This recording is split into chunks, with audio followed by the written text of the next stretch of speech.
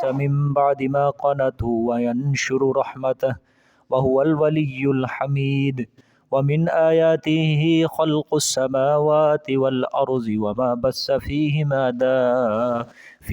من دابة وهو على جمعهم إذا يشاء قدير وما أصابكم من مصيبة فبما كسبت أيديكم ويعفو عن كثير وما أنتم بمعجزين في الأرض وما لكم من دون الله من ولي ولا نصير صدق الله العظيم.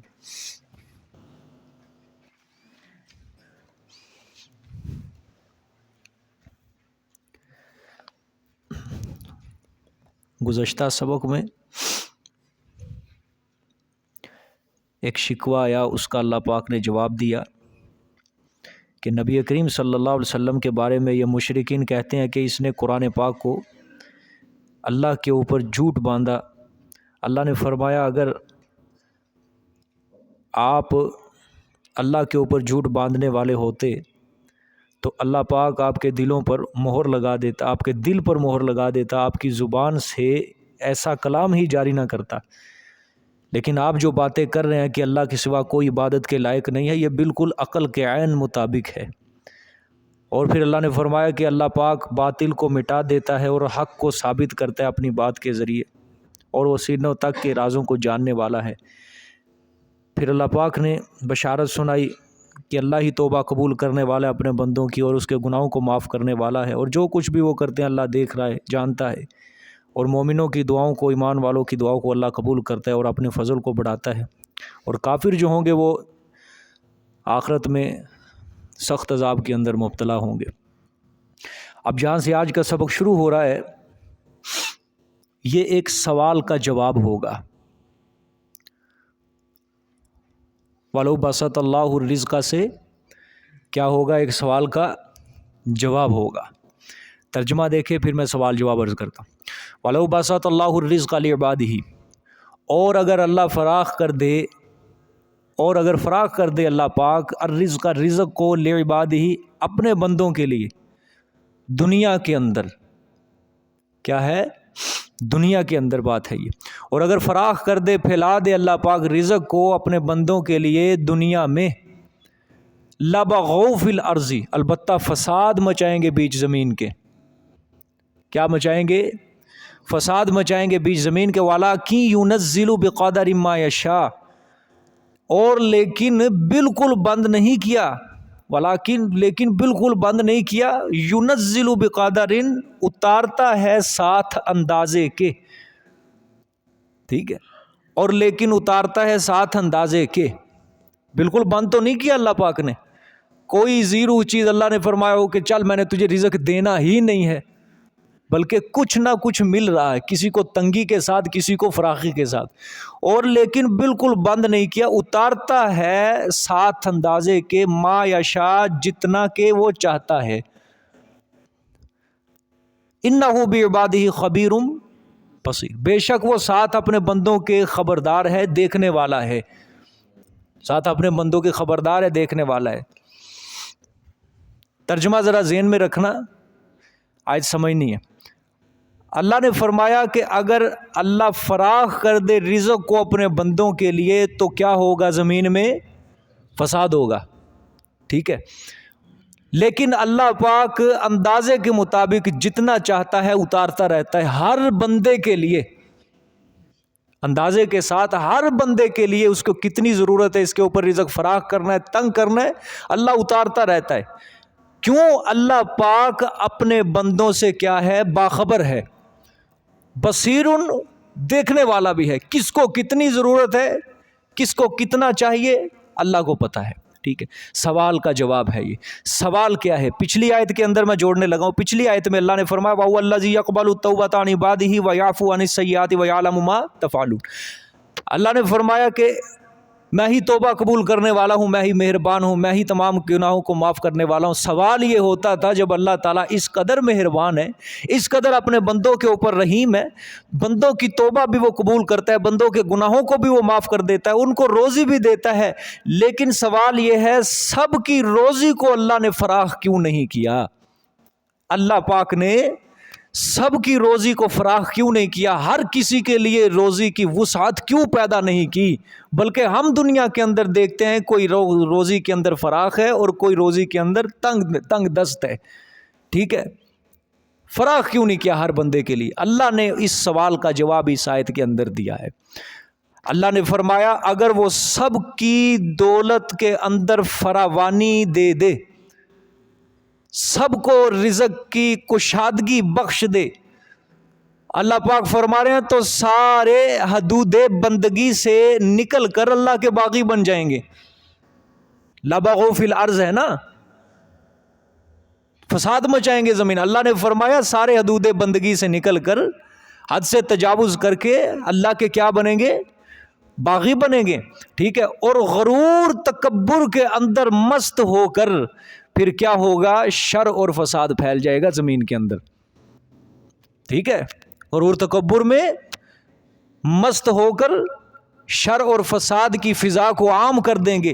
لیکن اللہ پاک نے اپنی حکمت بالغہ سے جس کو جتنا چاہا دیا، جس کو جتنا چاہتا ہے دنیا کے اندر دے دیتا ہے۔ وہ اپنے بندوں کو خوب جانتا ہے، وہ اپنے بندوں کو دیکھنے والا ہے۔ سمجھ آ گیا جی سوال جواب؟ سوال کا جواب ہے، سوال یہ پیدا ہوا جب اللہ اس قدر مہربان ہے، بندوں کی توبہ قبول کرتا ہے، تو پھر اللہ پاک نے ہر بندے کے لیے رزق کو فراخ کیوں نہیں کیا؟ اللہ نے جواب دیا کہ اگر سب کو وہ دولت کے اندر فراوانی عطا کر دے تو سارے کے سارے حدود بندگی سے نکل کر اللہ کے کیا بن جائیں گے؟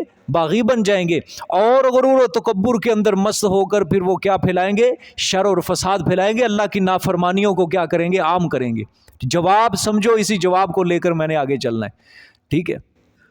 غرور تکبر میں مست ہو کر اللہ کی نافرمانی کو کیا کر دیں گے؟ وہ عام کریں گے، شر اور فساد زمین کے اندر برپا کریں گے۔ اس لیے اللہ پاک نے اپنی حکمت سے، اپنی حکمت بالغہ سے کسی کو زیادہ دیا اور کسی کو کیا دیا ہے؟ کم دیا ہے، ٹھیک ہے؟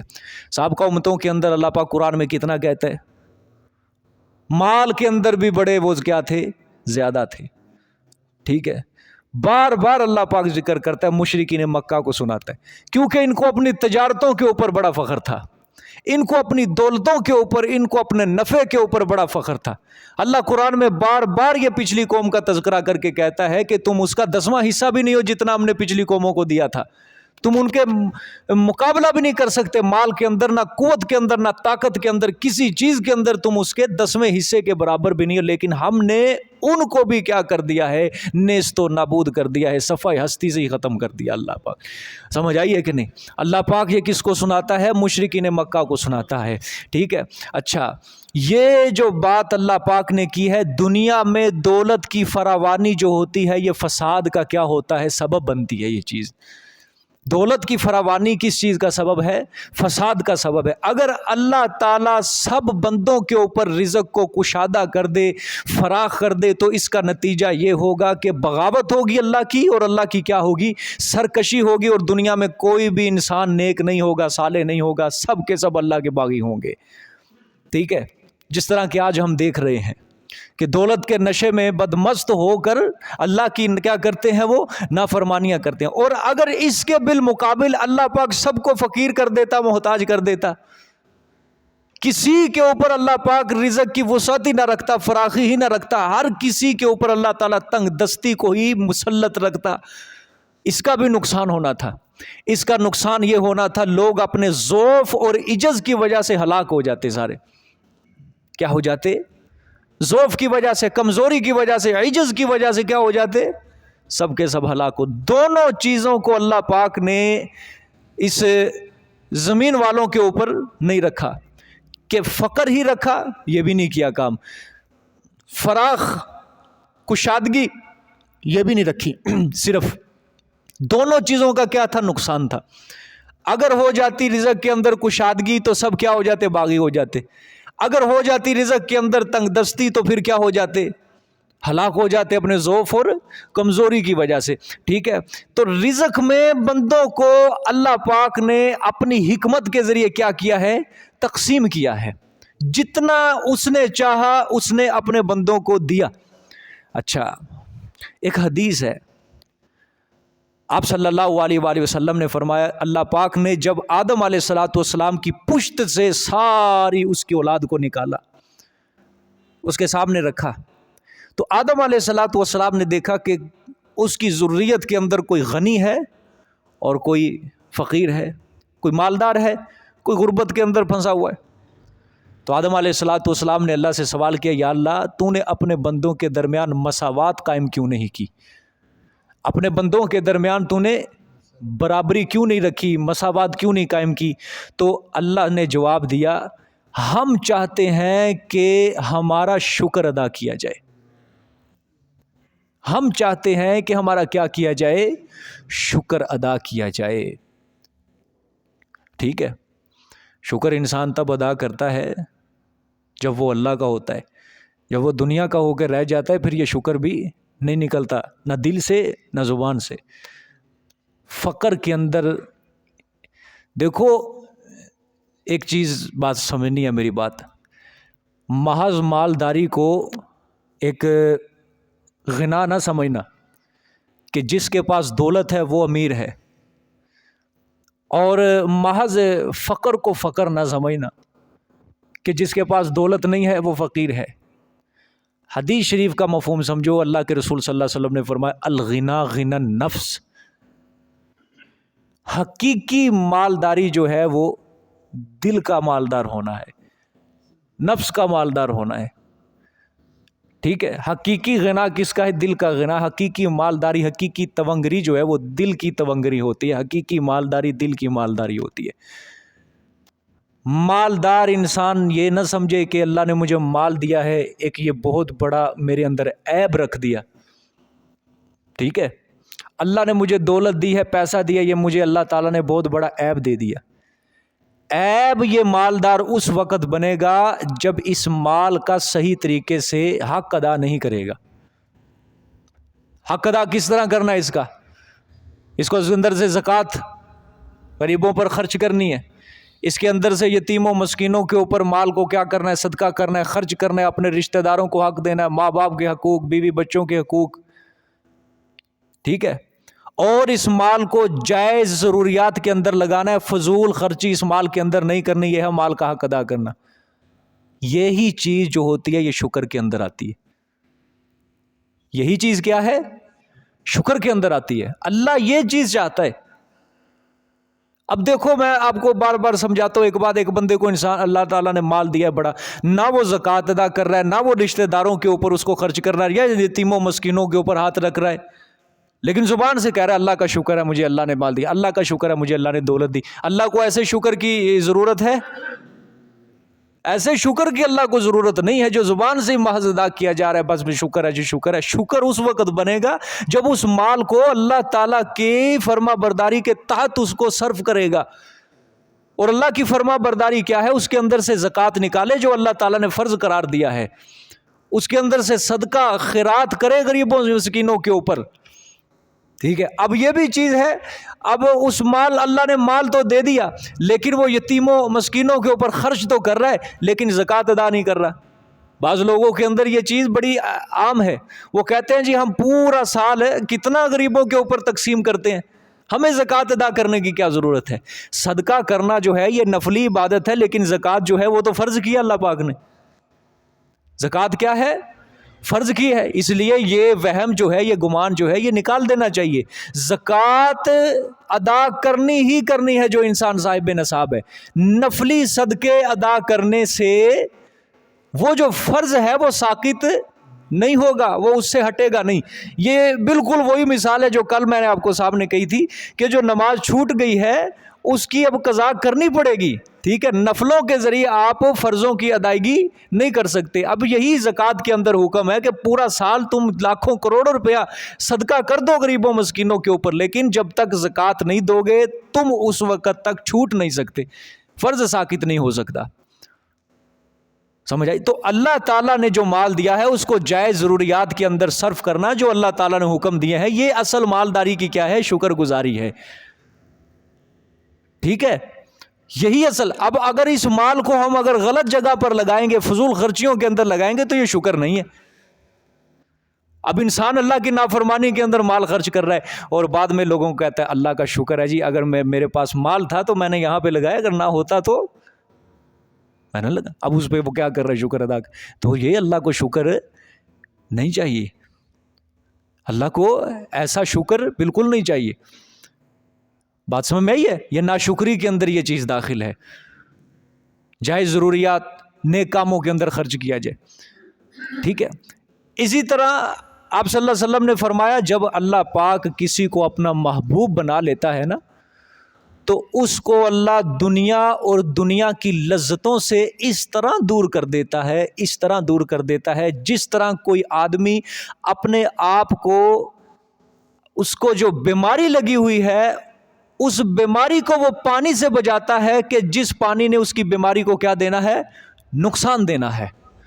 اللہ پاک اپنے اس محبوب بندے کو دنیا اور دنیا کی لذتوں سے کیا کر لیتا ہے؟ بچا لیتا ہے.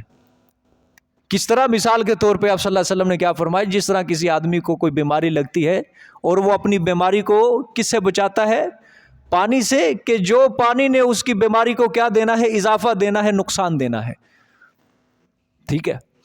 بعض اوقات آپ دیکھیں اللہ پاک نے لوگوں کو بڑا پیسہ دیا ہے لیکن وہ پھر بھی فقر کو اختیار کرتے ہیں. صحابہ اکرام اس کی زندہ مثال ہے. فقر کو اختیار کیا گیا ہے. حضرت عثمان کو اللہ نے کتنا دیا لیکن کیا اختیار کیا ہے؟ فقر اختیار کیا. حضور صلی اللہ علیہ وسلم کے لیے اللہ کی طرف سے پیشکش ہوئی، کیا میرے پیغمبر اگر تو چاہے تو میں مکہ کے سارے سنگریزوں کو تیرے لیے سونا بنا سکتا ہوں. لیکن حضور صلی اللہ علیہ وسلم نے اللہ سے فرمایا یا اللہ پاک نہیں، میں چاہتا ہوں میں ایک دن بھوکا رہوں اور جس دن میں بھوکا رہوں اس دن تیرے آگے رہوں گڑ گڑاؤں، اور ایک دن میں پیٹ بھر کے کھا لوں اور جس دن پیٹ بھر کے کھاؤں اس وقت میں تیرا شکر ادا کروں. ٹھیک ہے. کس چیز کو اختیار کیا گیا ہے؟ فقر کو اختیار کیا ہے. اسی طرح آپ صلی اللہ علیہ وسلم کی ایک عادت شریفہ تھی، میں فقر کے اوپر ہی بتانے لگا ہوں. فقر کے اوپر ہی آپ صلی اللہ علیہ وسلم کے پاس اللہ پاک کی طرف سے بڑی پیشکش ہوئی تھی مال کی طرف سے. اللہ تعالیٰ نے تو ایک جائز ضرورت کی حد تک کہا تھا نا. ادھر سے مشرکین مکہ دیکھو یہ کتنی پیشکش کر رہے ہیں. سلطنت کی پیشکش ہوئی، لڑکی کی پیشکش ہوئی، نکاح کی پیشکش ہوئی، دولت کی پیشکش ہوئی، لیکن سب کو کیا کیا گیا ہے؟ ٹھکرایا گیا ہے اللہ کے دین کی خاطر. اور ادھر سے جو پیشکش ہوئی اللہ کی طرف سے، اس کے بارے میں اللہ کے رسول نے فرمایا یا اللہ پاک مجھے اس چیز کی ضرورت نہیں ہے، میں صرف اور صرف تیرے آگے رونا چاہتا ہوں، تجھے منانا چاہتا ہوں، تیرے آگے گر. دیکھو فقر کو اختیار کیا ہے. بات سمجھ میں آئی ہے کہ نہیں؟ عبد الرحمن ابن عوف رضی اللہ تعالیٰ عنہ، اللہ پاک نے ان کو بھی دیا لیکن انہوں نے بھی فقر کو اختیار کیا. کئی صحابہ اکرام کو اللہ پاک نے زیادہ سے زیادہ لیکن فقر کو اختیار کیا گیا ہے. اور یہی چیز تو کیا ہے؟ شکر کے اندر داخل ہے. بات سمجھ میں آئی ہے کہ نہیں؟ آج بھی ہم نے ایسے دیکھے ہیں. ابھی آج بھی یقین کرو کہ اللہ نے ان کو دیا تو بہت زیادہ ہے لیکن ان کے اوپر پھر بھی سادگی ہے. عام اگر وہ راستے پہ جائے نا، کوئی انسان پہچان نہیں سکتا کہ یہ دولت ہے اس کے پاس یا نہیں ہے، کوئی نہیں پہچان. لیکن اس نے اپنے آپ کو چھپایا ہوا ہے، ظاہر نہیں کرتے. سمجھ رہے ہو کہ نہیں بات؟ سادگی انہوں نے اپنائی ہے، فقر کو اپنایا ہے. علامہ اقبال نے بھی اسی فقر کو ہی تو کہا ہی، علامہ اقبال نے کہ اصل چیز کیا ہے تیری سٹیج؟ فقر ہے. میرا طریق امیری نہیں فقیری ہے، کہ میرا راستہ دولت نہیں ہے، میرا راستہ فقر ہے. خودی نہ بیچ غریبی میں نام پیدا کر.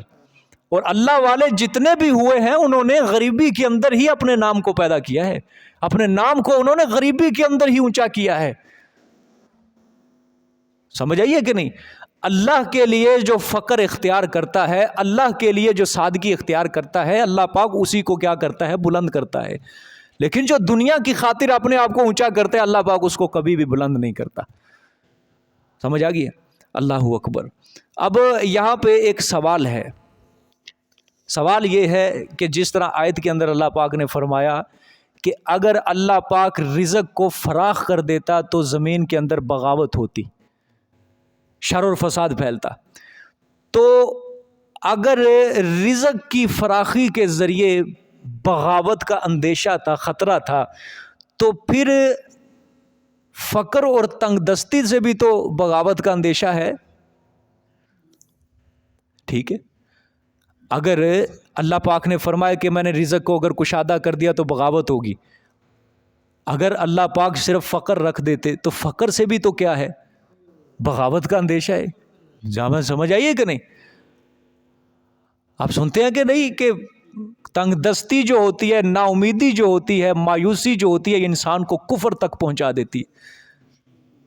جو انسان تنگ دست ہوتا ہے نا، تنگ دست ہوتا ہے، تو وہ تنگ دستی جو ہے آہستہ آہستہ لیتے لیتے لیتے اس کو اللہ کی نافرمانی، کفر تک، شرک تک پہنچائے گی. وہ سمجھ آئیے کہ نہیں؟ آتا ہے قرآن میں، اللہ پاک فرماتے ہیں جب انسان کو مصیبت آتی ہے تو یہ مایوس ہو جاتا ہے، مایوس ہو جاتا ہے، مایوس ہو جاتا ہے. وہ یہی مایوسی مراد کہ جب اس کو پتہ ہی نہیں ہے کہ اب دیکھو اللہ پاک کے آگے وہ دعائیں کر رہا ہے، وہ دیکھ رہا ہے کہ تاثیر تو آ نہیں رہی، ادھر سے یہاں سے تو قبول نہیں ہو رہی. اب وہ کیا کرے گا؟ جو بھی اس کے ذہن کے اندر بات آتی ہے نا، اپنی حاجت کو پورا کر وہ اپنائے گا، چاہے وہ کفر کر کے کیوں نہ اس کو حاصل ہو. سمجھ آئیے کہ نہیں؟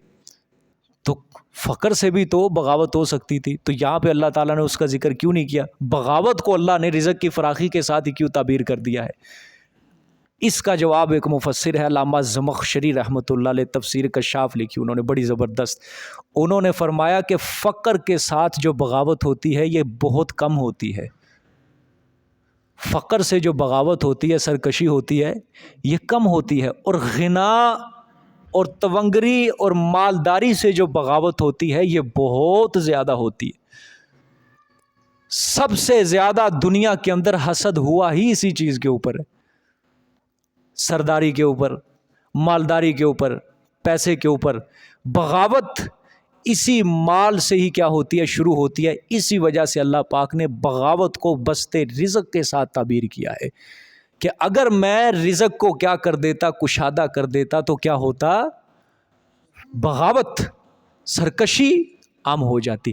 ٹھیک ہے، ایک دولت مندی کی خاصیت یہ بھی ہوتی ہے کہ جتنی دولت بڑھتی ہے نا، انسان کا ہرس اور لالچ بھی اتنا ہی بڑھتا جاتا ہے کہ نہیں؟ یہ بات، جتنی دولت بڑھتی جاتی ہے انسان کا ہرس، لالچ اسی قدر بڑھتا ہے. اب نتیجہ کیا ہوتا ہے؟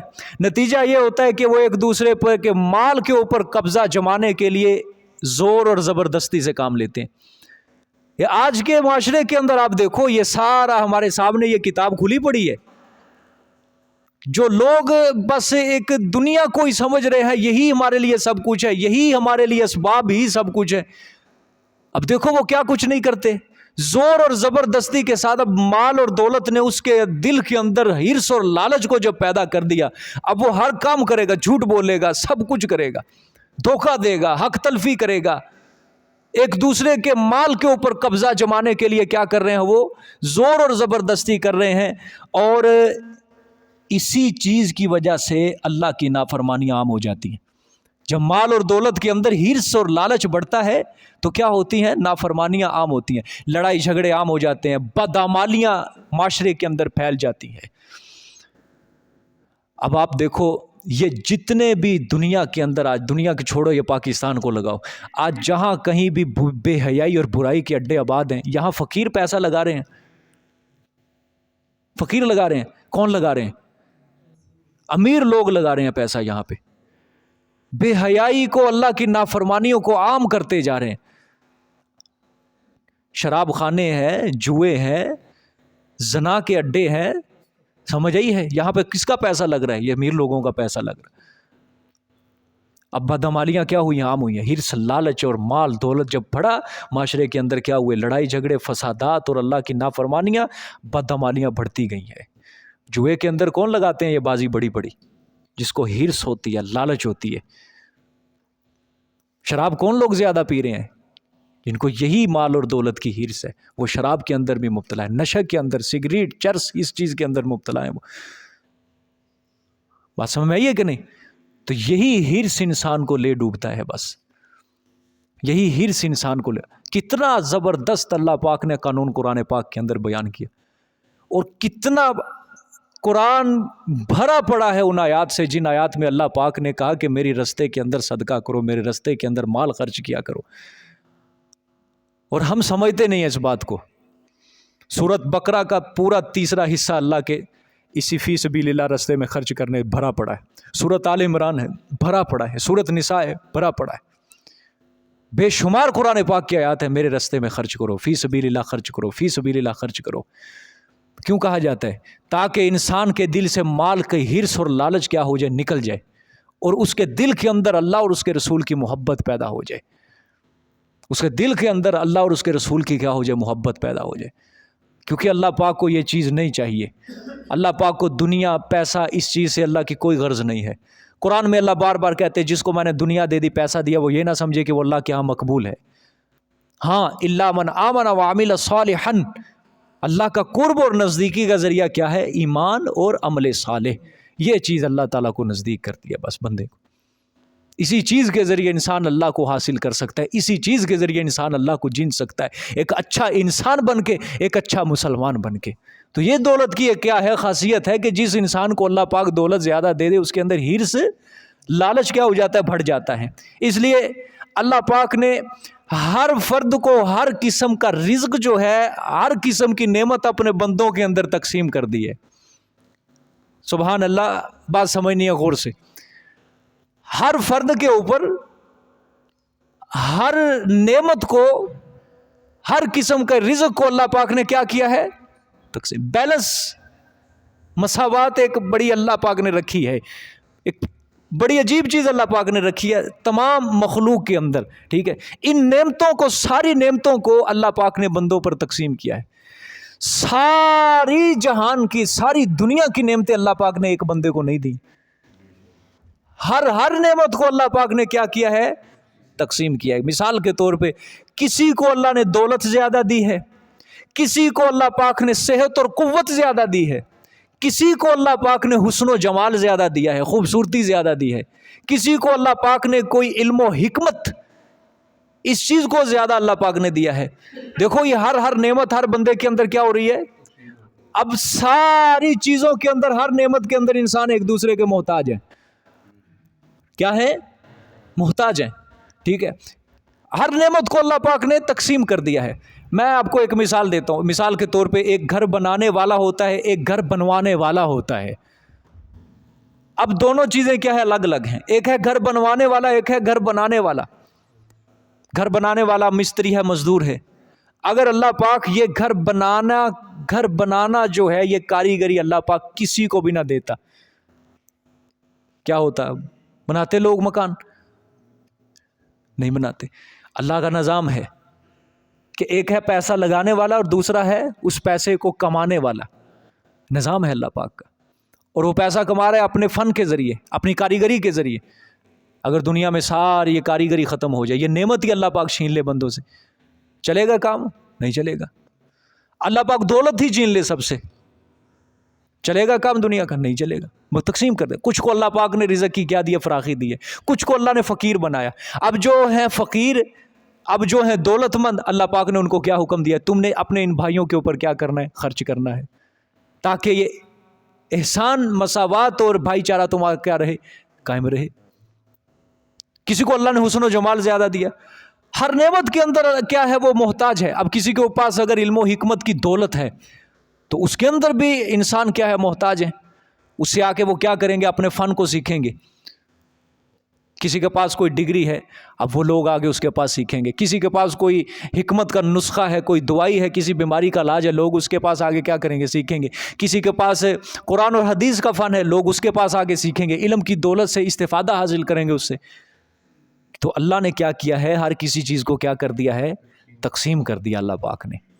ہر نعمت کو، سارے جہان کی نعمتوں کو اللہ نے ایک بندے کو ہی نہیں دی ہے۔ میں ایک بات کہتا ہوں یہاں پہ، ہر انسان کو اللہ پاک نے ایک نہ ایک صفت ضرور عطا کی ہے، جس صفت کی بنا کے اوپر وہ اپنے آپ کو اونچا کر سکتا ہے، ٹھیک ہے؟ پیغمبر جو ہے نا، پیغمبر، اس کے بعد میں بات کر رہا ہوں۔ اللہ کا نبی جو ہوتا ہے وہ کامل انسان ہوتا ہے، ان کو تو ایک طرف رکھ دو، ان کو بالکل. پیغمبر کے بعد دنیا میں کوئی پرفیکٹ نہیں آیا. ہر انسان کوئی نہ کوئی خامی لے کر آیا، ہر انسان کوئی نہ کوئی صفت بھی لے کر آیا ہے. ہر انسان کوئی نہ کوئی اپنے اندر ایک نہ کوئی برائی رکھتا ہے، ہر انسان کوئی نہ کوئی اپنے اندر ایک ایسی چیز، ایسی نیکی رکھتا ہے جس نیکی کی بنیاد پہ اس کو حاصل کر کے وہ دنیا والوں کے آگے اپنی عزت کو بنا سکتا ہے. سمجھ آ رہی ہے بات؟ اللہ نے کسی انسان کو گرایا نہیں ہے، کوئی نہ کوئی نعمت اللہ پاک نے اس کو ایسی عطا کی ہے جس نعمت کو وہ استعمال کر کے، اچھا استعمال کر کے اپنے آپ کو بلندیوں پر لے جا سکتا ہے. اب یہ چیز کس کو حاصل ہوگی؟ جو کوشش کرے گا، جو محنت کرے گا. ہر چیز کس کے اوپر کھڑی ہے؟ محنت کے اوپر کھڑی ہے، کوشش. ہاتھ کے اوپر ہاتھ رکھ کے بیٹھ جانا اور کہنا کہ جو کچھ تقدیر کے اندر لکھا ہے ہوتا رہے گا، تو پھر ایسے انسان کو تو کوئی بھی چار چاند نہیں لگ سکتے. ہر چیز کی بنیاد محنت کے اوپر کھڑی ہے، کوشش کے اوپر کھڑی ہے. ہر انسان کو اللہ پاک نے ایک نعمت دی ہے، ہر انسان کو اللہ پاک نے ایک نہ ایک صفت ضرور دی ہے جس صفت کی بنیاد پر وہ بلندیوں کی طرف کوچ کر سکتا ہے. اللہ اکبر. سمجھ آ گئی ہے؟ اب دیکھو آگے اللہ پاک نے آیت کے اندر کیا فرمایا ہے، اِنَّهُ بِعِبَادِهِ خَبِيرٌ بَصِيرٌ. کیا فرمایا؟ اِنَّهُ بِعِبَادِهِ خَبِيرٌ، بے شک وہ ساتھ اپنے بندوں کے خبردار ہے، دیکھنے والا ہے. اللہ فرمانا چاہتے ہیں کہ میں خوب جانتا ہوں کس بندے کو کون سی نعمت زیادہ مناسب ہے اور کس بندے کے لیے کس نعمت کے اندر زیادہ کوئی نقصان ہے. میں جانتا ہوں، میں اپنے علم کی بنیاد پہ اس بندے کو وہ نعمت عطا کرتا ہوں. ٹھیک ہے؟ مجھے پتا ہے کہ کون سے میرے بندے کو کس نعمت کی ضرورت ہے، میرے کس بندے کو کس نعمت کے اندر فائدہ ہے، کس نعمت کے اندر نقصان ہے. یہ کون جانتا ہے؟ اللہ جانتا ہے. اِنَّهُ بِعِبَادِهِ خَبِيرٌ بَصِيرٌ. سمجھ آ گئی ہے؟ ہر شخص کو اللہ نے اس کے مناسب نعمتیں دی ہیں، ہر شخص کو اللہ نے اس کے مناسب نعمتیں دی ہیں، اللہ نے صفتیں دی ہیں. اگر کسی سے اللہ کوئی نعمت چھین لیتا ہے، سلب کر لیتا ہے، تو اب کیا ہے؟ تو وہ اللہ کی کیا ہے؟ مصلحت ہے، اللہ کی کیا ہے؟ حکمت ہے. ٹھیک ہے؟ اور یہ بھی ضروری نہیں کہ ہر فرد کے بارے میں یہ مصلحت ہماری سمجھ کے اندر آ جائے. یہ مصلحت کوئی دوسرا انسان سمجھے، ہمارے سمجھ کے اندر آ جائے کہ بھئی ہم سے اللہ پاک نے یہ نعمت کو کیوں چھیننا ہے. اگر اللہ کسی سے کوئی نعمت چھین لیتا ہے تو انسان کہے کہ کیوں چھیننا ہے؟ بھئی مصلحت کس کی ہے؟ حکمت کس کی ہے؟ انسان جو سوچے گا وہ اپنی ایک محدود عقل کے دائرہ کار میں رہ کے سوچتا ہے کہ یار اگر یہ میرے پاس نعمت ہوتی تو میں یہ کرتا، یہ کرتا، یہ کرتا، میں سے یہ استفادہ حاصل کرتا، میں سے یہ فائدہ حاصل کرتا، میں اپنا یہ بنا لیتا، وہ بنا لیتا. لیکن پتہ نہیں کیوں یہ اللہ پاک نے مجھ سے چھین لیے. ٹھیک ہے؟ اللہ کیا ہے؟ حکمت والے ہیں. اللہ کو پتہ ہے یہ چیز تیرے لیے نقصان دہ تھی، یا تیرے لیے کیا تھی؟ فائدے مند تھی. ٹھیک ہے؟ اللہ کی حکمتوں کی رسائی، اللہ کی مصلحتوں تک کوئی نہیں پہنچ سکتا. کیوں؟ کیونکہ وہ پوری کائنات کے نظام کو چلا رہا ہے. میں ایک چھوٹی سی مثال دیتا ہوں آپ کو، چھوٹی سی مثال کے طور پہ ایک ملک کا سربراہ ہے، امانت دار ہے، دیانت دار ہے، اچھا حاکم ہے، انصاف پر مبنی وہ فیصلے کرتا ہے. بسا اوقات کیا ہوتا ہے؟ وہ ایسے احکام جاری کر دیتا ہے جو بعض افراد کے خلاف پڑ جاتے ہیں. وہ بعض اوقات اپنے ملک میں ایسے احکام جاری کر دیے وہ بعض افراد کے کیا ہو گئے ہیں؟ خلاف پڑ گئے ہیں، اور وہ اس کی وجہ سے مصیبتوں کا کیا ہو گئے؟ شکار ہو گئے، تکلیفوں کے اندر آ گئے. اور جو شخص مصیبت کا شکار ہوا ہے وہ چونکہ صرف اپنے مفاد کے عقل کے دائرے میں رہ کے کیا کرتا ہے؟ سوچتا ہے کہ میرے اوپر یہ کیوں اس نے احکام جاری کیا ہے، اس بندے نے. ٹھیک ہے؟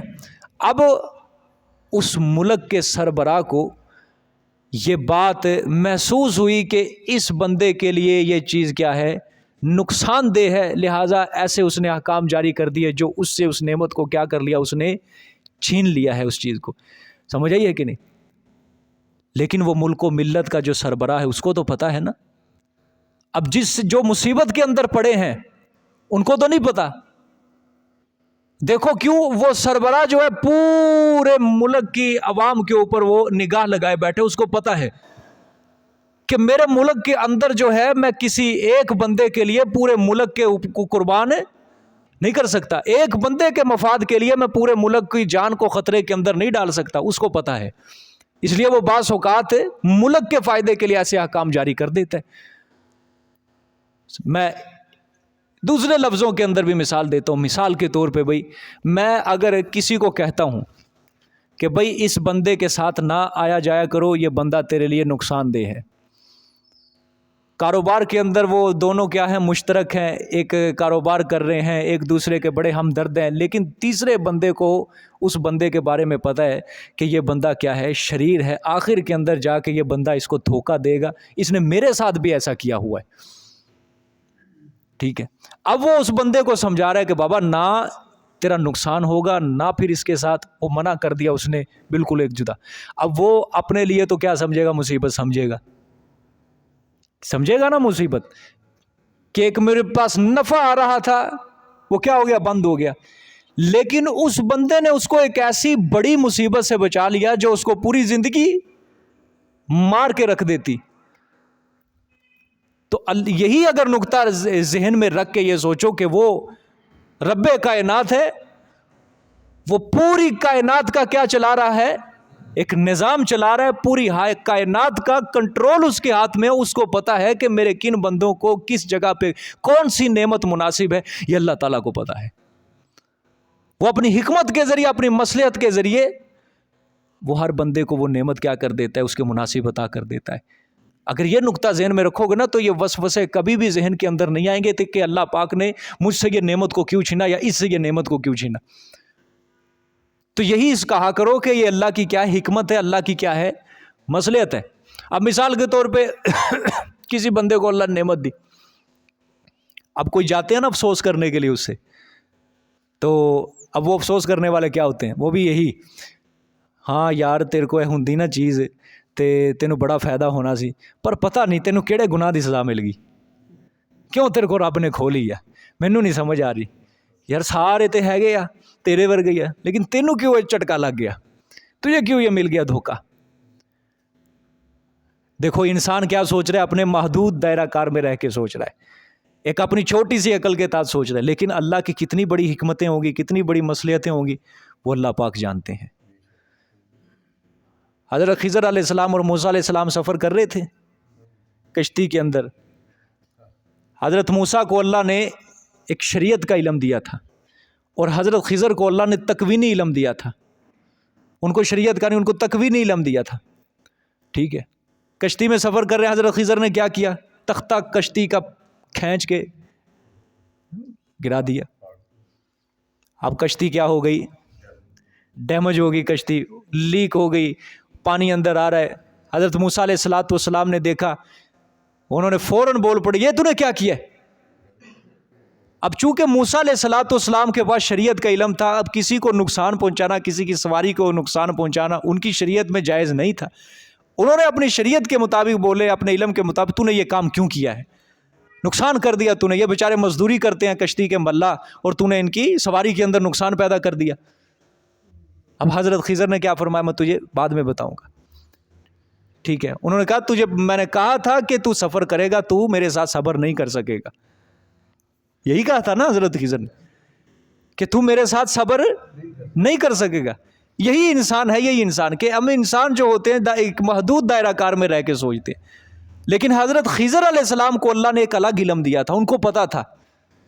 اب حضرت خضر نے بعد میں کیا بتایا، حضرت خضر علیہ السلام نے بتایا کہ یہ کشتی جس ملک کی طرف جا رہی تھی، اس ملک کا جو بادشاہ ہے وہ اچھی کشتی کو چھین لیتا ہے، حاصل کر لیتا ہے، اپنے پاس رکھ لیتا ہے، اس طرح غریب کیا ہو جاتے ہیں، بیچارے مارے جاتے ہیں، محنت مزدوری سے جاتے ہیں، اور عیب دار کشتی کو وہ نہیں رکھتا۔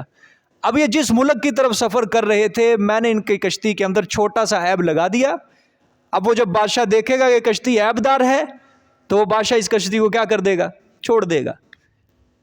میں نے تو ایک پھٹا ہی نکالا ہے نا، ایک سوراخ کیا ہے، ٹھیک ہے، تو بعد میں پھر کیا ہونا تھا، یہ بعد میں محنت کر کے مزدوری کر کے اس پھٹے کو کیا کر لیتے، جوڑ لیتے، کشتی بھی رہنی، لیکن اگر وہاں چل جاتی تو کشتی سرے سے نہیں رہنی تھی، یہاں تو ایک پھٹا گیا ہے، وہاں پہ سارے پھٹے اس کے پاس ہونے تھے۔ دیکھو ایک چھوٹی مصیبت کیا ہو رہی ہے، اس کے اوپر حاوی ہو رہی ہے، اور ایک بڑی مصیبت سے کیا کیا جا رہا ہے، بچایا جا رہا ہے، بڑی مصیبت سے بچایا جا رہا ہے۔ یہی انسان سمجھ لے یار اللہ کی حکمت ہے، اللہ کی مصلحت ہے، اگر یہ چھوٹی مصیبت میرے اوپر آ گئی ہے تو پھر کیا ہو گیا، اللہ نے کیا پتا مجھے بڑی مصیبت سے بچایا ہو۔ اور اگر انسان خدا کی قسم یہی بات ذہن میں رکھ لے نا، یہی خیال ذہن میں رکھ لے اللہ نے مجھے بڑی مصیبت سے، اور واقعتاً اسی طرح ہوتا ہے، اللہ انسان کو اس کی زندگی میں بھی دکھا دیتا ہے کہ واقعتاً تجھے میں نے بڑی مصیبت سے بچایا تھا، دکھا دیتا ہے اللہ اس انسان کو۔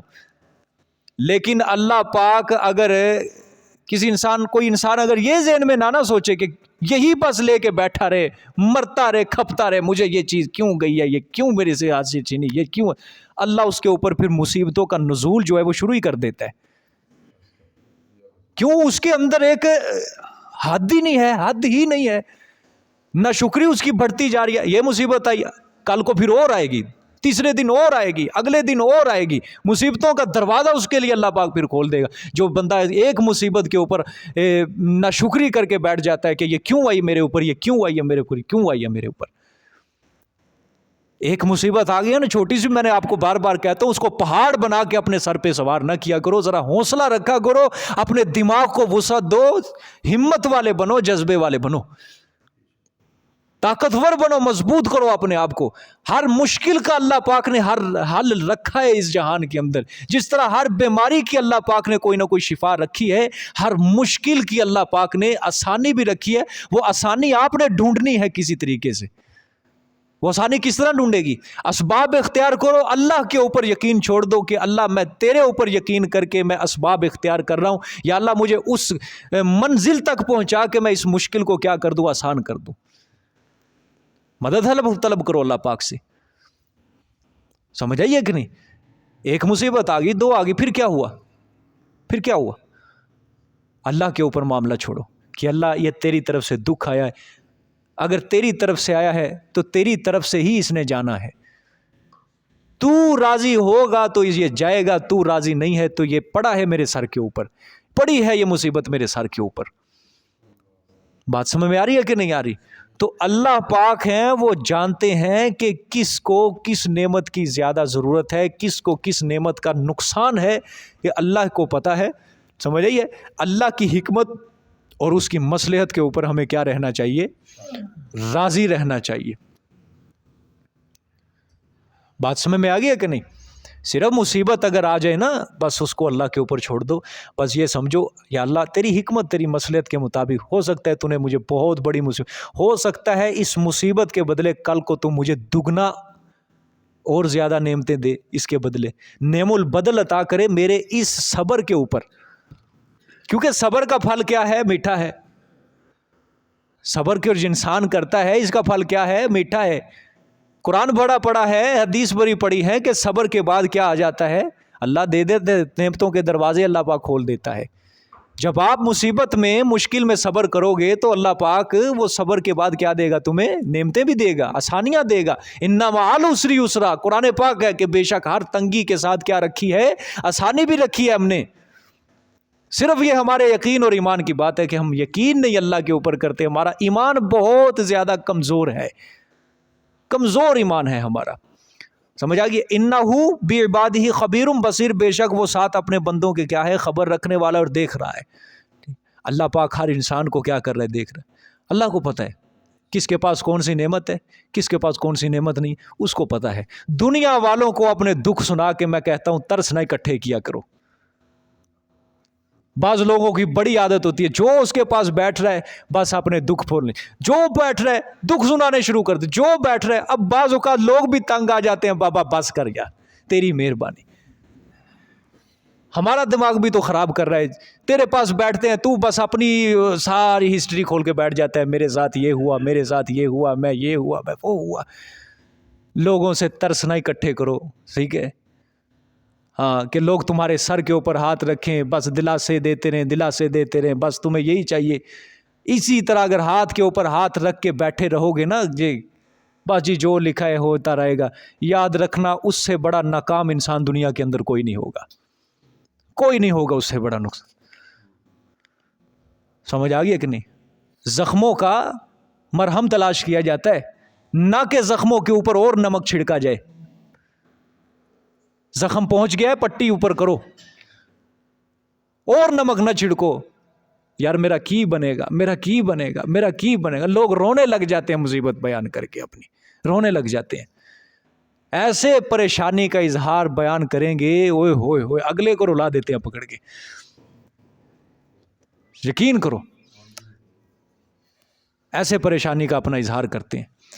یہ پریشانیاں دنیا کی وجہ سے لے رہے ہیں, اور وہ جو قبر کے اندر پریشانیاں شروع ہوں گی اس کا کسی کو فکر نہیں ہے, اس کا کسی کو بھی. وہ تو ایک کھیل تماشا بنایا ہوا ہے, وہ تو ایک ہنسی مذاق ہے. جب تک قبرستان کے اندر قبر کے اوپر کھڑے ہیں نا, دیکھ رہے ہیں مردے کو اندر داخل ہوتے ہوئے, تب تک ہے فکر آخرت. جو ہی قبر سے واپس جائیں گے, قبرستان سے باہر, پھر ادھر سے وہی شروع ہو جاتی ہیں. موبائل کھولا, او یار میں نا اتنے قبر دے اتنے کھلوتا سی, میں تا فون نہیں سن سکا. ہاں ہن دس, کھول کے گل کر میرے نال, کھول کے گل کر.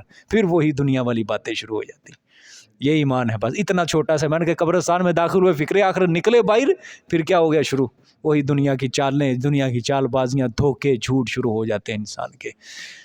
یہ جھوٹ تو نہیں ہے بھائی, اسی طرح ہے. ہاں, انہو بعبادی خبیر بصیر, بے شک وہ ساتھ اپنے بندوں کے خبردار ہے, دیکھنے والا ہے. ٹھیک ہے, قرآن پاک سمجھ لو, پڑھ لو. ایک قرآن انسان کی سوچ بدلتا ہے, یقین کرو. میں بار بار آپ کو کہتا ہوں, اگر زندگی کی کامیابی کے راز حاصل کرنے ہیں تو قرآن پاک سے نکالو. اس کے اندر رکھے ہیں راز, اللہ پاک نے چھپا چھپا کے. وہ اس کو پڑھو, اس کے اوپر غور کرو, فکر کرو. ٹھیک ہے, اللہ قرآن میں کتنا کہتا ہے, عقل والوں کے لیے اس کے اندر ہم نے نشانیاں رکھی ہیں. عقل والوں کے لیے, عقل والوں کے لیے نشانیاں رکھی ہیں. اور قرآن میں, اللہ قرآن میں کہتا ہے یہ نصیحت کے, یہ عقل والوں کے لیے ایک بہت بڑی نصیحت ہے. ان کو چاہیے اس میں غور و فکر کرے, غور و فکر کرے, غور و فکر کرے. کس کو کہا جا رہا ہے یہ, کس کو کہا جا رہا ہے؟ انسانوں کو کہا جا رہا ہے نا. میری کتاب میں غور و فکر کرو, میری کتاب میں نصیحت والوں کے لیے, یہ عقل والوں کے لیے بڑی نصیحت ہے, عقل والوں کے لیے بڑی نصیحت ہے. اور تو کسی کو نہیں کہہ رہے, جانور تو ان کو تو نہیں کہہ رہے اللہ پاک, کسی پرندے کو تو نہیں کہہ رہے, انسان کو کہہ رہے ہیں, جنات کو اللہ کہہ رہے ہیں کہ میرے قرآن کے اندر غور و فکر کرو, میرے قرآن کے اندر غور و فکر کرو. یہ زندگی کے راز تمہیں ملیں گے نا, یہیں سے ملیں گے. اس کے علاوہ اگر کہیں منہ مارو گے نا, وہاں پہ تمہیں یہ ملے گا, جھوٹ کس طرح بولنا ہے, دھوکہ کس طرح دینا ہے, سود کس طرح کھانا ہے, لوگوں کا مال کس طرح چوری کرنا ہے, حق تلفی کس طرح. وہاں یہی چیزیں ملیں گی, وہاں یہی چیزیں رکھے گا.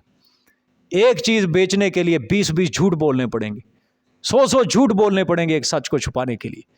تو یہ قرآن اگر اس کو سمجھو گے, یہ تمہیں کیا سکھائے گا, یہ تمہیں زندگی جینے کے, اس کی کامیابی کے راز سکھائے گا. اور صرف دنیا کی حد تک نہیں ہے یہ وفادار, یہ آخرت کی کامیابی کے بھی راز یہ رکھتا ہے یہ قرآن. اس کو پڑھ لو, اس کو سمجھ لو خدا کے لیے. یہ وقت جو ہے اس کو غنیمت سمجھو, وقت کو کیا سمجھو, غنیمت سمجھو. اس وقت سے فائدہ اٹھا جاؤ کہ اللہ پاک نے جو تمہارے مقدر کے اندر ایک نعمت لکھی ہے, اپنے قرآن, اپنے کلام کو سمجھنا, سمجھانا, اس کے اوپر اللہ کا شکر ادا کرو. کتنے لوگوں کی قرآن پڑھ کے زندگی بدل گئی, کتنے لوگوں کی قرآن سمجھ کے زندگی بدل گئی. کتنے لوگوں نے قرآن پڑھنے سے پہلے ان کی زندگی اور تھی, اور قرآن پڑھنے کے بعد انہوں کی زندگی کا رخ بدل لیا, ان کی زندگی کا رخ مڑ گیا. مجھے لوگ کئی کہتے ہیں آ کے, کر سب رشتہ دار تانا دینے لگ گئے, بڑا بڑا بہت تانے دیتے ہیں رشتہ دار, دنیا والے تانا دینے لگ گئے, چنگا قرآن پڑھن لگے ہو تسی, چنگا قرآن پڑھن لگے ہو تسی. سمجھ آئیے؟ ہاں, رشتہ داروں نو چھڈی جا رہے, خاندانوں نو چھڈی جا رہے. میں خدا کی قسم اٹھا کے کہتا ہوں, یہ بات میرے سامنے قرآن ہے, جب تمہیں یہ تانے ملنے شروع ہو جائیں گے تو سمجھو خدا کی طرف سے قبولیت ہو چکی ہے تمہاری. ہاں, اگر اس تانے کو کہو گے نا, یار تانا دیتا چنگی گل نہیں ہوئی, چل ٹھیک ہے میں آواں گا, سمجھو ٹوٹ گیا ہے, اللہ سے رشتہ توڑ دیا ہے تم نے, توڑ دیا ہے تم نے. جب تانے دینے شروع ہو جائے نا رشتہ دار, سمجھو وہ اوپر والا راضی ہے. اور جس انسان کو تانے نہیں مل رہے, جس انسان کو کچھ تانے نہیں مل رہے, قرآن پڑھنے کے بعد 24 سپارے ہو گئے, ابھی تک دنیا کی طرف سے, خاندان کی طرف سے تانے ملنے نہیں شروع ہوئے, تو سمجھو وہ قرآن پڑھنے سے پہلے جو تھا نا ابھی بھی وہ اسی طرح ہے، اس کی زندگی کے اندر کوئی ایک چینجنگ، کوئی تبدیلی اس کی زندگی میں نہیں آئی۔ اگر ابھی بھی وہ ذہن کے اندر لے کے بیٹھا ہے نہیں یار کوئی نہیں، وہ بھی تے حق رکھ دے رشتہ دار، انہوں نے بھی راضی کرنا، کوئی نہیں بعد چو توبہ کر لیں گے، ابھی تک اس کی زندگی کے اندر کوئی بھی تبدیلی نہیں آئی ہے۔ تانے مل رہے ہیں نا، دنیا والے ناراض ہو رہے ہیں نا، تو سمجھ لو اللہ پاک کیا ہے، راضی ہو رہا ہے اوپر۔ سمجھ آ گئی ہے؟ ہاں آگے دیکھیں، وَهُوَ الَّذِي يُنَزِّلُ الْغَيْثَ مِن بَعْدِ مَا قَنَطُوا وَيَنشُرُ رَحْمَتَهُ وَهُوَ الْوَلِيُّ الْحَمِيدُ۔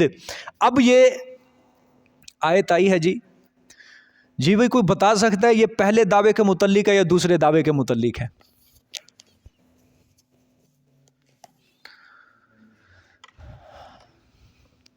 جی بھائی بولو بولو، شاباش۔ خلاصہ میں نے سمجھایا ہوا ہے نا، دو دعوے ذکر کیے ہیں۔ دوسرا دعویٰ تھا تحریف کے اوپر، پہلا دعویٰ تھا کہ ہر پیغمبر کی طرف ہم نے یہی وحی کی ہے کہ مشکل کشا حاجت روا صرف اللہ، عبادت کے لائق صرف اللہ۔ بتاؤ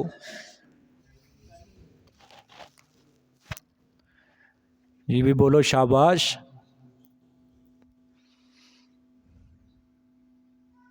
محمد رفیق بھائی دوسرے کے اوپر، دوسرا دعویٰ تھا کہ گزشتہ لوگوں نے، گمراہ کن علماء نے مصحف کے اندر کتابوں میں تحریفات کی ہیں۔ ہاں یہ پہلے دعوے کے اوپر ہے، سمجھئیے؟ اور غور سے دیکھو یہ دلیل عقلی بھی ہے، دلیل عقلی بھی ہے۔ اور دلیل عقلی میں کیا اللہ بیان کرتے ہیں؟ توحید بیان کرتے ہیں، ٹھیک ہے۔ وَهُوَ الَّذِي يُنَزِّلُ الْغَيْثَ مِن بَعْدِ، اور وہی وہ ذات پاک ہے جو اتارتا ہے بارش کو، کب؟ من بعد ما قنطوا، بعد اس کے کہ جب وہ نا امید ہو جاتے ہیں، بعد اس کے جب وہ کیا ہو جاتے ہیں؟ نا امید ہو جاتے ہیں۔ آگے وَيَنشُرُ رحمت، اور پھیلاتا ہے وہ اپنی رحمت کو، پھیلا دیتا ہے اپنی رحمت کو۔ وَهُوَ الْوَلِيُّ الْحَمِيدُ، کیوں؟ اور کیونکہ وہی ہے کارساز اور تعریفوں والا، ٹھیک ہے۔ اللہ پاک یہاں پہ یہ پہلے دعوے کے متعلق اللہ پاک نے فرمایا جب لوگ قحط سالی آتی ہے، بارش سے نا امید ہو جاتے ہیں، ٹھیک ہے، تو کہ اب بارش نہیں برسے گی، بارش نا امید ہو گئی، اب اللہ پاک فرماتے ہیں ہم بارش کو کیا کر دیتے ہیں؟ برسات، ٹھیک ہے۔ وہ نا امیدی ہم ایک ان کی ناراضگی کو ایک خوشی کے اندر تبدیل کر دیتے ہیں، اور اس کو اللہ پاک نے تعبیر دیکھو بارش کو کس سے کیا ہے، پیچھے غیث کا لفظ ہے، آگے رحمت کا ذکر اللہ نے کیا ہے۔ پھر اللہ یہ نہیں کہتے وَيَنشُرُ رَحْمَتَهُ، اللہ پھر فرما رہے ہیں کہ ہم اپنی رحمت کو کیا کر دیتے ہیں؟ پھر صرف بارش ہی نازل نہیں ہوتی، صرف بارش ہی، پھر بارش کے ساتھ بہت زیادہ چیزیں ہم اتار دیتے ہیں۔ سمجھ آ گئی ہے کہ نہیں؟ ہاں، کیونکہ مفسرین کے دو قول ہیں نا، یہ وَيَنشُرُ رَحْمَتَهُ سے کیا مراد ہے؟ بعض مفسرین کہتے ہیں کہ رحمتہ سے صرف اور صرف بارش مراد ہے، لیکن بعض مفسرین، اکثر مفسرین کہتے ہیں کہ رحمتہ سے جو مراد ہے نا صرف بارش ہی نہیں، بارش کے بعد جو کوئی بھی بارش کی وجہ سے نعمت حاصل ہو رہی ہے وہ ساری رحمت کے اندر شامل ہے۔ بارش کے بعد کیا ہوتا ہے؟ سبزہ اگتا ہے، فصل لہلہاتے ہیں، جانور خوش ہو جاتے ہیں، انسان خوش ہو جاتے ہیں، انسان کی ایک امید جاگ اٹھتی ہے۔ یہ کس کی وجہ سے ہوا ہے؟ بارش کی وجہ سے۔ اس وجہ سے اللہ نے اس کو اپنی رحمت سے تعبیر کیا ہے کہ وہ اپنی رحمت کو کیا کر دیتا ہے؟ پھیلا دیتا ہے، پھیلا دیتا ہے پورے جہان۔ پھیلانے سے کیا مراد ہے؟ اب صرف انسان کے اوپر ہی نہ، وہ جانور بھی اس سے استفادہ کرتے ہیں، حشرات الارض بھی اس سے استفادہ کرتے ہیں، پرندے بھی اس سے استفادہ کرتے ہیں، انسان بھی اس بارش سے استفادہ ہر چیز اللہ نے اس بارش کے اندر نعمتوں کو اتار دیا اللہ پاک نے۔ اس وجہ سے اللہ نے کیا کہا ہے؟ اپنی رحمت کو پھیلا دیتے۔ پھر اللہ نے فرمایا دیکھو وَهُوَ الْوَلِيُّ الْحَمِيدُ، نا امید ہوتے ہو، بارش برسا کر تمہاری امید کو ہم جگاتے ہیں، رحمت کو ہم پھیلاتے ہیں۔ تو پھر عبادتیں ابھی بھی تم دوسروں کی کر رہے ہو، سجدے ابھی بھی دوسروں کو کر رہے ہو، نظر نیاز ابھی بھی اللہ کے نام کے علاوہ دوسروں کے نام کی دے رہے ہو، ابھی بھی غیر اللہ کو مدد کے اندر، پیر فقیر نبیوں کو مدد کے اندر پکار رہے ہو۔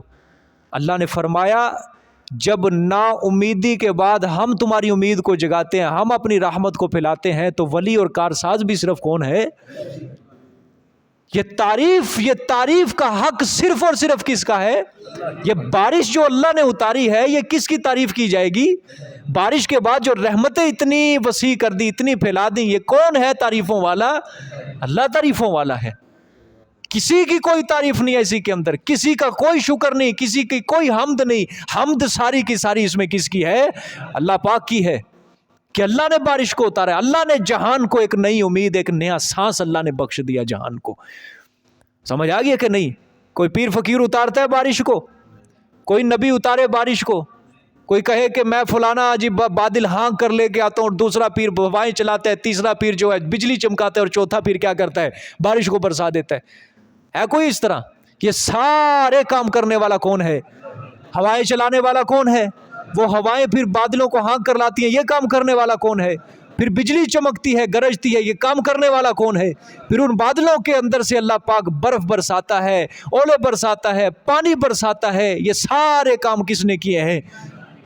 پھر وہ ندیوں کے ذریعے، نہروں کے ذریعے وہ کھیتیوں کو سیراب کرتا ہے. یہ سارے کام کس نے کیے ہیں؟ تو تعریف بھی کس کی جائے گی؟ اللہ پاک کی. الحمدللہ رب العالمین. ساری تعریفیں صرف کس کے لیے؟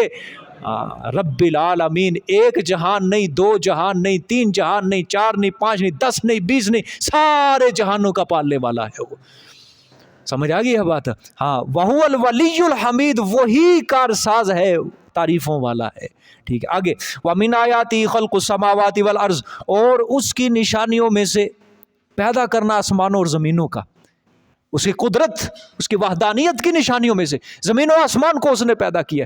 اللہ نے فرمایا اتنا بڑا آسمان ہے، میرے علاوہ کون کھڑا کر سکتا ہے؟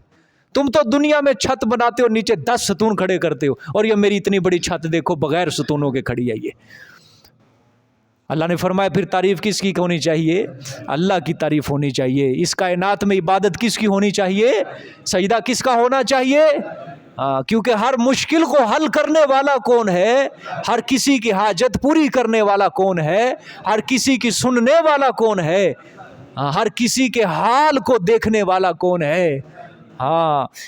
پیدا کرنا آسمانوں اور زمینوں کا. پھر زمین کو اللہ نے کہا زمین کی طرف بھی دیکھو نا ذرا، اس کو ہم نے چلتے ہوئے پانی کے اوپر چلایا ہے، چلتے ہوئے پانی کے اوپر. اور اے انسان تیرے لیے ہم نے بچھونا بنایا ہے اس زمین کو، اور اس زمین کو بچھونا بنا کے اس کے اوپر تجھے ہم نے ضروریات زندگی کے لیے کتنا سامان مہیا کر دیا ہے. یہ آسمان اور زمین کا پیدا کرنا یہ بھی کس کی نشانیوں میں سے ہے؟ یہ قدرت ساری کس کی ہے؟ یہ کاریگری، یہ ساری کاریگری کس کی ہے؟ ہاں. یہ طاقتیں آسمان اور زمین کی صرف کس کے ہاتھ میں ہیں؟ اللہ پاک کے ہاتھ میں ہے. سمجھ آئی؟ پھر فرمایا وَمَا بَثَّ فِيهِمَا مِن دَابَّةٍ. اور جو کچھ کے ان دونوں کے مجموعے میں، اور جو کچھ کے پھیلا دیا ان دونوں کے مجموعے میں، من دابۃ جانوروں سے. ٹھیک ہے، یہ آسمان اور زمین ہے نا، فیہما، اور جو کچھ کے پھیلا دیا ان دونوں کے مجموعے میں جانوروں سے. ٹھیک ہے. یہ دابۃ کا کیا ترجمہ لکھا ہے؟ جانور لکھا ہے نا. ہاں، اس کے اوپر مفسرین کے بحث ہے. دیکھو اللہ پاک نے پیچھے کہا کہ آسمان و زمین کو پیدا کرنا یہ میری نشانی. پھر فرمایا ان دونوں کے مجموعے میں کیا کر دیا ہم نے؟ جانوروں کو پیدا کر دیا. ٹھیک. اللہ فرما رہے ہیں یہ بھی قدرت کی نشانی ہے. ٹھیک ہے. صرف انسان ہی پیدا نہیں کیے بلکہ زمین و آسمان پیدا کر کے ہم نے ہر زیرو مخلوق کو کیا کر دیا؟ پیدا کر دیا. دابۃ کے اوپر مفسرین کے یہ بحث ہے ایک تھوڑی سی. بعض کہتے ہیں کہ دابۃ سے عام ذی روح چیز مراد ہے. بس کیا ہے ذی روح چیز؟ اللہ پاک فرمائے پہلے اس کے اوپر غور کرنا ہے، آسمانوں اور زمینوں کا پیدا کرنا. یاد رکھنا آسمانوں اور زمینوں ساری چیزیں آ گئی، اوپر والے آسمان سارے. ٹھیک ہے. بعض مفسرین کہتے ہیں کہ دابۃ سے کیا مراد ہے؟ عام ذی روح چیز، چاہے وہ انسان ہے، چاہے وہ جو بھی زمین کے اوپر چیز چل پھر رہی ہے، اور آسمانوں کے اندر جو بھی ذی روح چیز ہے وہ سارے کے ساری دابۃ کے اندر شامل ہے. اس کے اندر آسمان کے اندر جو مخلوق ہے، فرشتے ہیں، ٹھیک ہے، وہ بھی آ جاتے ہیں دابۃ میں. فضاؤں کے اندر ہے، جنات ہے، زمین کے اوپر یہ سارے اس کے اندر دابۃ. جانور ہیں، انسان ہیں، کیڑے مکوڑے ہیں، رینگنے والی چیزیں سب کیا ہیں؟ دابۃ کے اندر شامل ہیں. اس وجہ سے وہ کہتے ہیں کہ یہاں پہ دونوں اگر دابۃ کو عام بناؤ تو پھر کیا ہوتا ہے؟ یہ چیز ساری چیزیں آ جاتی ہیں. آسمان کی جو مخلوق ہے وہ بھی اس کے اندر. لیکن بعض مفسرین کہتے ہیں نہ، मुतलकन ज़ीरो चीज़ मुराद नहीं है, दाब्बतिन से सिर्फ और सिर्फ जानवर मुराद है। अल्लाह एक मुस्तकिल एक नेमत को गिनवा रहे हैं कि देखो ये जानवर हमने सिर्फ और सिर्फ तुम्हारी खिदमत के लिए बनाए हैं। भैंस, जिस तरह बाकी आता है ना कुरान पाक में, अल्लाह पाक जिक्र करते हैं 8 जोड़े बनाए, 8 जोड़े बनाए, भैंस, बकरी, भेड़, इस तरह की जो चीज़ें जिनसे इंसान दूध का और खाल का इस्तेफादा फ़ायदा हासिल करता है, वो चीज़ें, ये अल्लाह मुस्तकिल एक नेमत को गिनवा रहा है। इसी के ऊपर फिर सवाल हुआ, इसी के ऊपर कि जो कहते हैं मुतलक नहीं है, हर ज़ीरो चीज़ नहीं बल्कि जानवर, सवाल पैदा होता है। तो अल्लाह ने पीछे जिक्र किया आसमानों का, तो ये जानवर आसमानों पर तो नहीं रहते, ये तो रहते हैं कहाँ पे? क्योंकि ये फी ही माँ है ना बीच में, वा माँ बस्सा फी ही माँ, और इन दोनों में अल्लाह ने क्या फैला दिए हैं? जानवर फैला दिए। तो आसमानों में जानवर तो नहीं रहते, जानवर कहाँ रहते हैं? सवाल ये पैदा होता है। तो वो जवाब फिर देते हैं इन दोनों के मजमूए के अंदर, इसीलिए मैंने तर्जुमे में कहा है इन दोनों के मजमूए में। आसमान है, ज़मीन है, ये क्या है? एक कैद खाना, और इनके मजमुआ जो है अंदर वाली चीज़, इन दोनों के मजमूए में। तो जो अल्लाह ने कह दिया इन दोनों के मजमूए में, तो समझो वो कहाँ रह रहे हैं, चाहे ज़मीन पर रहें चाहे आसमान पर, वो दोनों के अंदर ही रह रहे हैं बस। वो मिसाल के तौर पे एक मदरसा है, कोई बिल्डिंग है, कोई मदरसा लगा लो, वहाँ पे अगर कोई इंसान कहे कि बाबा इस मदरसे के अंदर इंसान भी पढ़ते हैं और जिन भी पढ़ते हैं, इस मदरसे में इंसान भी पढ़ते हैं और जिन भी पढ़ते हैं, क्या मतलब है? मतलब उसका यह है कि इस 4 दीवारी के अंदर जिन रहते हैं, लेकिन असल बात क्या है? कुछ कमरे ऐसे हैं जिसमें क्यों रह रहे हैं? इंसान रह रहे हैं, और कुछ जगह ऐसी हैं जहां पे क्या है? जिन्नात है। अब उसको मजमूए को क्या कर दिया गया? इस तरह उसने बयान किया कि भाई इस मदरसे के अंदर जिन्नात भी हैं और इंसान भी हैं। इसी वजह से अल्लाह ने यह बात बयान फरमाई कि इन दोनों के मजमूए में क्या है? जानवर है। समझ आ गई है बात? ये हाँ, एक और मिसाल भी कुरान पाक में भी इसकी मिसाल है, सूरत रहमान के अंदर है, बल्कि अल्लाह ने फरमाया यखरुजु मिनहुमुल लुअलुअ वल मरजान। पीछे फरमाया भाई मरजल बहरैनी यल्तक़ियान, तो समुद्रों का जिक्र किया ना, बैनहुमा बरज़खुल्ला, दोनों के अंदर क्या है? पर्दा है। फ़बी आला रब्बिकुमा तुकज़्ज़िबान। फिर अल्लाह ने फरमाया यखरुजु मिनहुमुल लुअलुअ वल मरजान। अल्लाह क्या निकालते हैं इससे? मोती, हीरे जवाहिरात अल्लाह निकालते हैं। अच्छा, अल्लाह ने कुरान में फरमाया एक का पानी मीठा एक का कड़वा है। अल्लाह फरमा रहे हैं फिर यखरुजु मिनहुमुल लुअलुअ वल मरजान, मोती मीठे पानी से निकलते हैं, कड़वे से निकलते हैं? कभी गौर करना, मोती जो है कड़वे पानी से निकाले जाते हैं, हाँ, लेकिन अल्लाह ने क्या किया? मुतलकन अल्लाह ने जिक्र कर दिया है यखरुजु मिनहुमुल लुअलुअ वल मरजान। समझ आ गई है? हाँ, तो यहाँ भी क्या है? तो अल्लाह ने फरमाया इन दोनों के मजमू में क्या है? जानवर है। आगे फरमाया वहुवा अला जमइहिम इज़ा यशाउ कदीर, और वो ऊपर इनके जमा करने में जिस वक़्त चाहता है कुदरत रखता है। यानी जमा करने पर मतलब क्या है कि जो भी है अल्लाह पाक अगर इनको मार भी देगा ना, तो क्या है? दोबारा ज़िंदा करने पर भी क्या है? अल्लाह कादिर है। दोबारा ज़िंदगी देने पर भी अल्लाह जब चाहेगा कुदरत रखता है, उसको कोई रोक टोक है ही नहीं। जज़ाकल्लाह जी, सदाकल्लाहुल अज़ीम।